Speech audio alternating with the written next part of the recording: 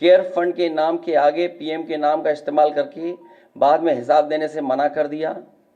अपराधियों को शामिल करने, उनके कृत्यों पर पर्दा डालना, जैसे मणिपुर में अपने संगी साथियों द्वारा बेटी के साथ मानवीय व्यवहार में, बीएचयू छात्र अभद्रता कांड में, खीरी किसान हत्याकांड में, हाथरस की बेटी के बलात्कार हत्या व कानपुर देहात कांड में जहां मां बेटी को झोपड़ी में जिंदा जलाकर मार डाला, ऐसे अनगिनत उदाहरण हैं। शारीरिक रूप से देखें तो भाजपा लोगों के शरीर स्वास्थ्य से भी खिलवाड़ किया, उसके भी दोषी हैं। भाजपा ने बिना जांच परखे जानलेवा वैक्सीन लगवाई, कमीशन खाकर गलत दवाइयों को पास करके लोगों का जीवन खतरे में डाला। इसका सीधा असर जनता की सेहत पर पड़ेगा और आने वाली पीढ़ियों की तंदुरुस्ती पर भी। भाजपा पीढ़ियों पर प्रहार की दोषी भी है। मनोवैज्ञानिक रूप से लोगों के दिल और दिमाग में जानलेवा वैक्सीन लगवाने के बाद बीमार होने पर डर बैठा दिया। महिलाओं के अंदर असुरक्षा का भाव घर कर गया। युवा अनएम्प्लॉयमेंट या अंडर एम्प्लॉयमेंट से डिप्रेशन का शिकार हुआ।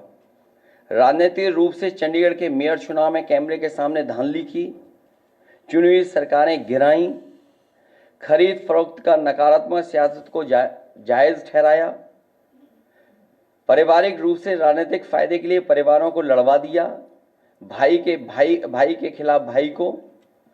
मानसिक रूप से भाजपा ने अपने ही समर्थकों को हिंसक बनाया, मॉब लिंचिंग को मानसिक रूप से सही ठहराने की साजिश की।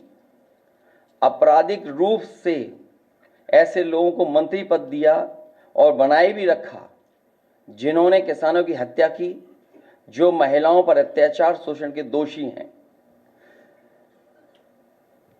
न्यायालय तक में अपने लोग पिछले दरवाजे से सेट किए, न्यायाधीशों से खुलकर एक विचारधारा विशेष के लिए बयान दिलवाए, न्यायाधीशों को राजनीतिक पदों पर लालच देकर कानून तक को अपनी भ्रष्ट सोच से यही काम यूनिवर्सिटी, कॉलेज, स्कूलों में किया।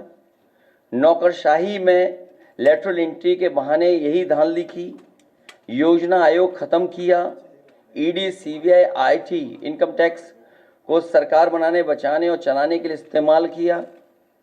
झूठे आंकड़ों से देश और दुनिया को छला, जिससे अंतर्राष्ट्रीय स्तर पर भारत को विकासशील देशों की।